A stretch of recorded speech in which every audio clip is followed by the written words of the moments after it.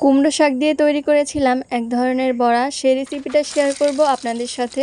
Hello everyone, আসসালামু আলাইকুম। সবাই কেমন আছেন? আশা করি সবাই অনেক ভালো আছেন।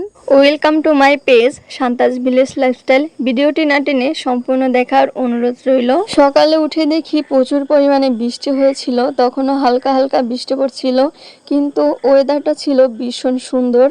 তখন যেহেতু বৃষ্টি পড়ছিল না, তাই আমি চলে গিয়েছিলাম কাঁকরোল গাছের কাছে। দেখছিলাম কতগুলো কাঁকরোল হয়েছে। মাশাআল্লাহ, বেশ ভালোই কাঁকরোল ধরেছিল। আমি বেছে বেছে ছিঁড়ে নিয়ে আসলাম।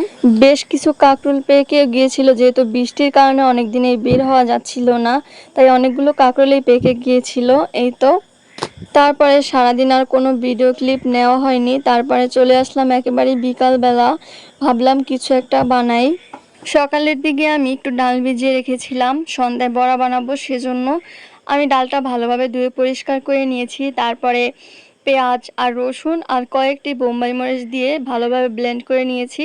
তারপর দিয়ে দিচ্ছি গুঁড়া মশলা, হলুদের গুঁড়ো, মরিচের গুঁড়ো, তারপরে একটি ম্যাজিক মশলা আর পরিমাণ মতো লবণ। এটাকে ভালোভাবে মিক্স করে নিচ্ছি। এই যে কুমড়ো পাতার শাকগুলো, এগুলো আমি ওই বাড়ির কাকিদের বাসা থেকে ছিঁড়ে নিয়ে এসেছিলাম।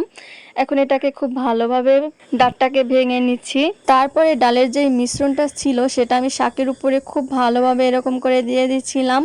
ভালোভাবে দিতে হবে, এক পাশে দিব আরেক পাশে দিব না, তাহলে কিন্তু হবে না। উল্টে পাল্টে খুব ভালোভাবে দিয়ে নিচ্ছিলাম। একে একে আমি সবগুলো তৈরি করে নিচ্ছি। এই যে আমার সবগুলো তৈরি করা নেওয়া হয়ে গিয়েছে। এখন আমি তেলে ভেজে নিব। পরিমাণ মতো কড়াইতে তেল দিয়ে নিয়েছি, তারপরে বড়াগুলো দিয়ে দিয়েছি। বড়াগুলো কিন্তু ভাজতে হবে লো ফ্লেমে, তাহলে কিন্তু মুচমুচে হবে। আর যে এক্সট্রা ছিল সেটাও ভেজে নিয়েছি। আমার মেয়ের রিভিউ শুনেন কি বলে।